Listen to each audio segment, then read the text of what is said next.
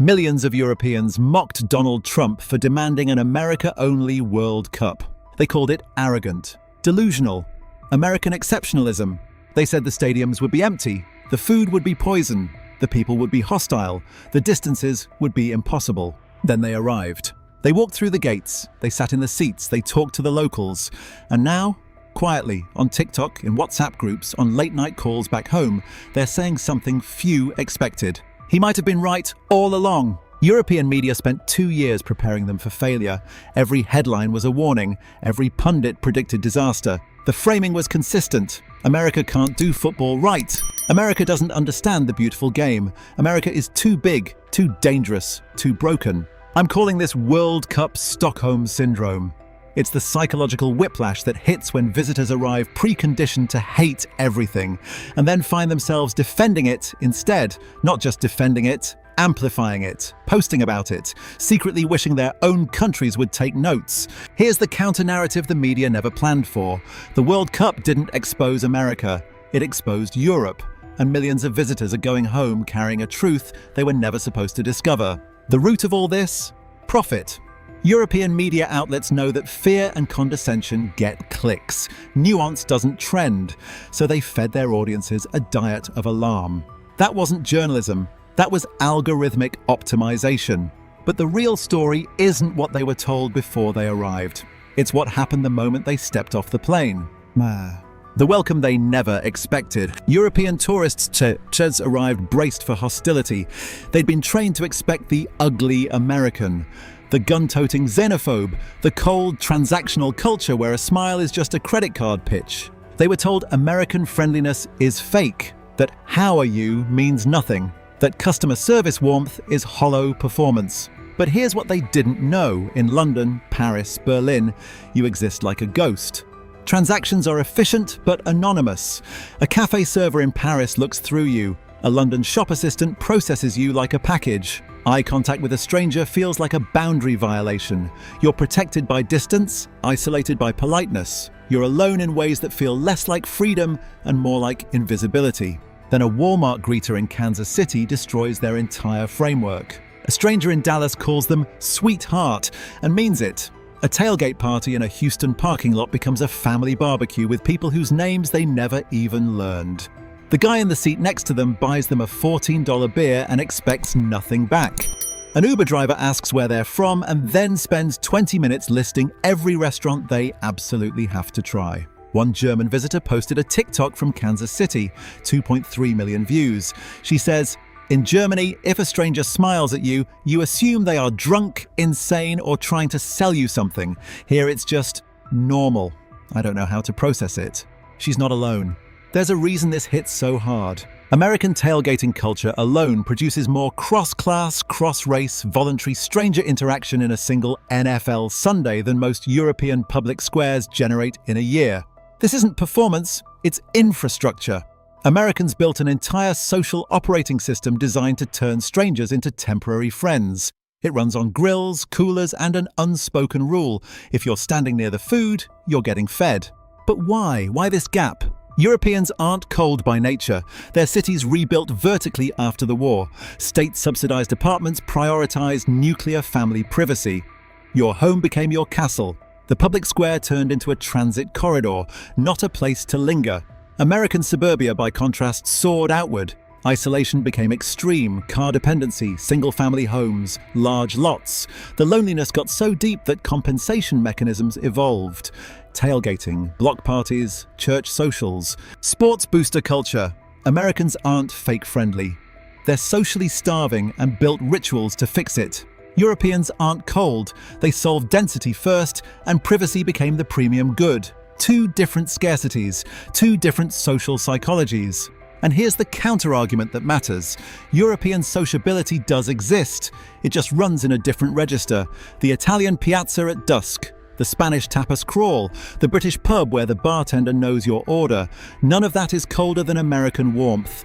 It's slower, it needs time, repetition, shared space to activate. American warmth is immediate but often shallow. European reserve is off-putting at first but frequently deeper once breached. The real question isn't which is better, it's which one a visitor experiences when they've got 3 weeks, and don't speak the language. So ask yourself, is the fake version of human connection the one where a stranger buys you a drink and asks about your life with genuine curiosity? Or is it the one where you've lived in the same apartment building for 4 years and never learned your neighbor's first name? That question haunted them. Then they got hungry. The comfort machine. European visitors arrived expecting American food to be a joke. Processed slop, grotesque portions, chemical ingredients, ranch dressing on everything. They left physically devastated by a different realization. America has solved comfort at a level Europe hasn't even attempted to approach. Here's what they're used to. A restaurant meal takes 2 hours. It costs 25 to 40 euros per person, minimum. The server may or may not return with your check in the next geological era. Air conditioning is a luxury you negotiate with building codes written before climate change existed. A free refill? That's treated like a socialist revolution. France specifically banned unlimited sugary drink refills in 2017. Your soda arrives in a 200 milliliter glass bottle.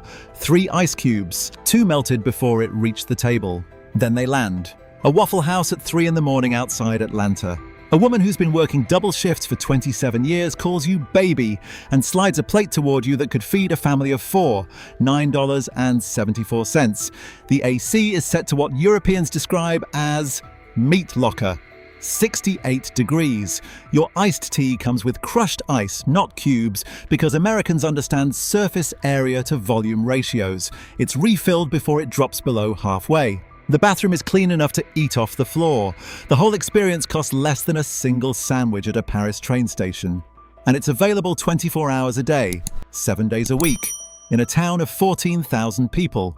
A man from Manchester posted his breakdown online. He's 34. He says, "I cried in a Buc-ee's. I stood in a gas station in Texas with 120 fuel pumps and a wall of beef jerky longer than my entire apartment. I genuinely cried, not because it was beautiful, because I realized my country has been lying to me about what's possible." An Irish visitor in Houston posted this. "They brought me a water the size of my head. I didn't ask for it. I didn't pay for it. They just brought it. With lemon. And the straw was wider than my finger. I'm not okay." Buc-ee's doesn't just break their brains, it resets their entire frame of reference. The Sevierville, Tennessee location is 74,707 square feet, nearly twice the size of the average European supermarket. For fuel, snacks, 83 varieties of jerky. A single American Walmart supercenter stocks more product variety than entire retail districts in medium-sized European cities. The CVS on the corner sells more medication over the counter than a British citizen can access through the NHS without a 6-month waiting list. Why does this exist? It's not magic, it's law and money. The Americans with Disabilities Act of 1990 mandated 60-inch turning radiuses in public restrooms. That's why the bathrooms feel absurdly spacious. The interstate highway system, 49,000 miles begun in 1956, eliminated the friction of stopping. When stopping costs nothing in time, businesses compete on service volume, not scarcity pricing. US drug pricing deregulation created the over-the-counter abundance, but that same system is why insulin can cost $300 here. The French free refill ban. It exists because France's public healthcare system bears the cost of obesity treatment. Britain's medication gatekeeping, central budget allocation means every over-the-counter advance costs the taxpayer. America's comfort is not free.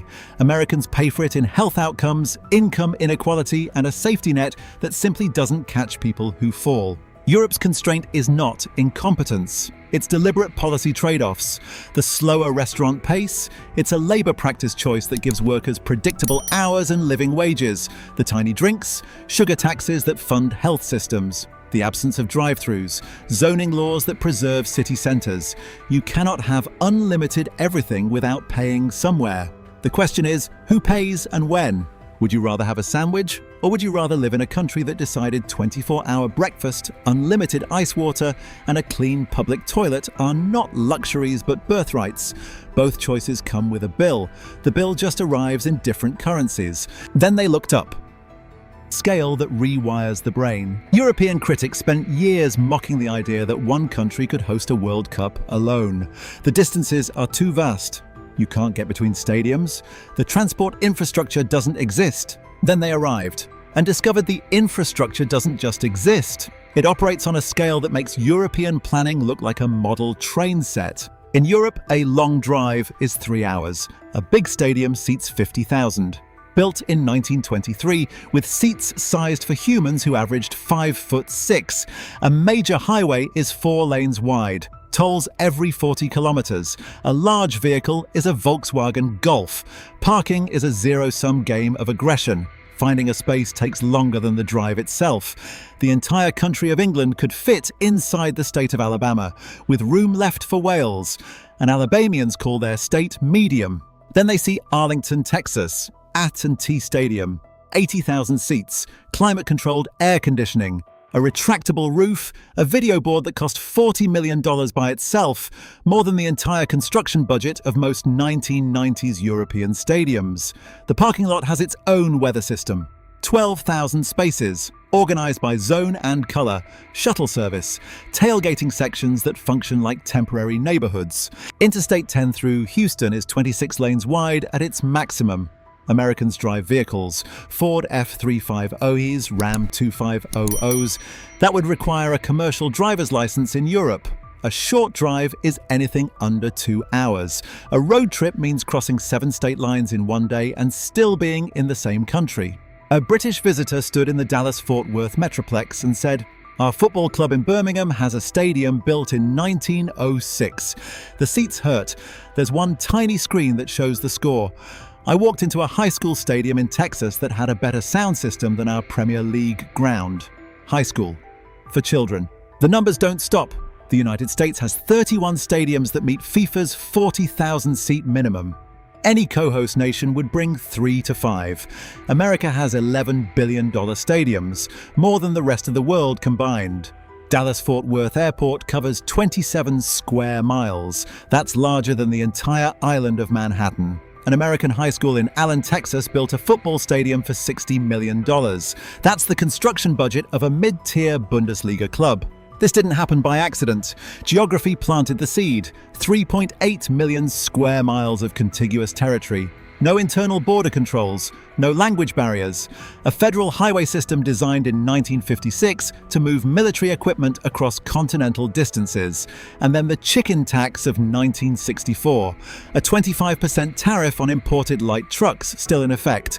It didn't just protect Detroit, it created the economic conditions for trucks to balloon into the F350 class. Domestic manufacturers had a protected market. No incentive to build small.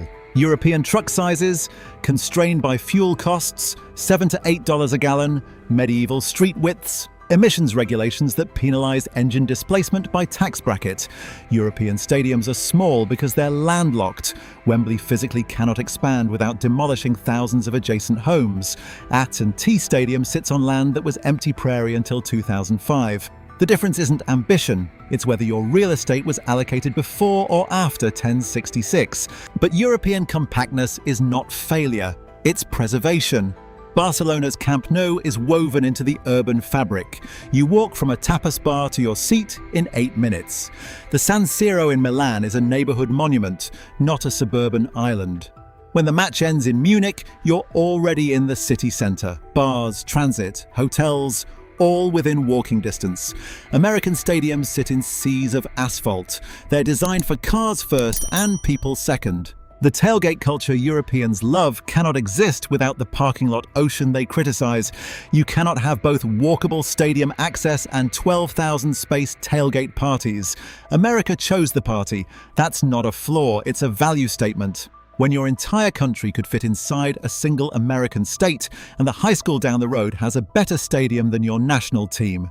At what point do you stop calling it excess and start calling it what it actually is? The scale broke something open, but the deeper break was still coming.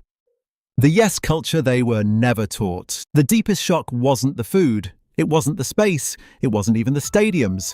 It was the discovery that American optimism, which European media trained them to mock as naive and delusional, is a functional engine. It produces outcomes their cynicism never could.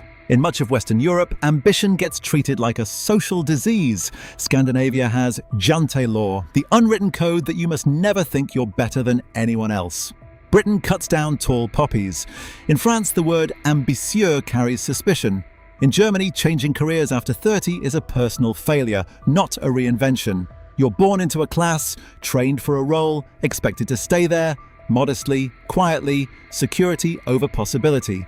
The question, what do you do, is an identity box you climb into and rarely leave. Then they talk to Americans. The Uber driver who picked them up in Miami. He founded a software company that failed, spent 3 years as a fishing guide. Now he's figuring out the next thing while driving. Nobody in his life calls it a tragedy. The server at the sports bar in Philadelphia, she's finishing her nursing degree at 41. The man in the seat next to them started a pressure washing business last year, already hiring a third employee. Just figured I'd give it a shot, you know? The TSA agent saw their England jersey and spent the security line describing his plan to open a fish and chips shop. British food deserves better representation. Americans talk about the future like it's already happening. Europeans have been taught to talk about the future like it's a threat they're bracing against. An English visitor summed it up. In England, if you tell someone you're starting a business, they ask what's wrong with your current job. Here they ask how they can help. Why this chasm? It's structural. Post-war Europe built welfare states that promised stability, lifetime employment, predictable pensions, strong unions. The trade-off? Labour markets that punish risk, tax systems that freeze people in place. Britain's fiscal drag policy, for instance, freezing tax thresholds until 2031, silently pulls more earners into higher brackets. It punishes aspiration without ever passing a new law. America built a different machine. At-will employment, bankruptcy laws that let you start over, an economy that rewards reinvention. Yes, the safety net is thinner, but the ladder doesn't need 6 different permits to climb. European security is real. You don't go bankrupt from a hospital bill. You don't lose your house because you change jobs. The state catches you when you fall. That safety is precious. American hustle culture burns people out, destroys families, leaves the unlucky on the street. The European model is not weakness. It's a choice to value protection over velocity. But the visitors this summer felt something new. They felt possibility. They met people who believed they could become version 2.0 of themselves. And something clicked. Is the European system wrong? No. Is the American system right? Not always. But one of them lets you look at a stranger and say, I'm figuring it out, without shame. The other taught you that figuring it out is something you should have finished by age 23. Would you trade stability for the feeling of being the main character in your own life? Thousands of visitors are now asking themselves that question, and many aren't sure they like the answer. The flights home are landing. The post-America depression is setting in. Suitcases are lighter because they left things behind. Not clothes, but pieces of how they used to see the world. They came expecting a third world embarrassment. They left defending the man they'd spent years ridiculing. The World Cup didn't just change the tournament. It changed millions of minds. The media trained them to see America as a problem. They discovered it was a promise, and promises are hard to unsee. So here's what I need from you. Would you rather live in the land of yes or the land of no? The country of free refills or the continent of measured portions? Share your answer in the comments below. Like this video so YouTube's algorithm knows real-world content like this needs to be spread. Share it with your friend who still believes America is just guns and fast food. Subscribe and hit the notification bell so you don't miss the next cultural dissection. Disclaimer, this content is based on traveler testimonials, cultural observation, and documented economic data. It reflects personal experiences, not official positions, and does not encourage illegal behavior or claim to represent all individuals of any nationality.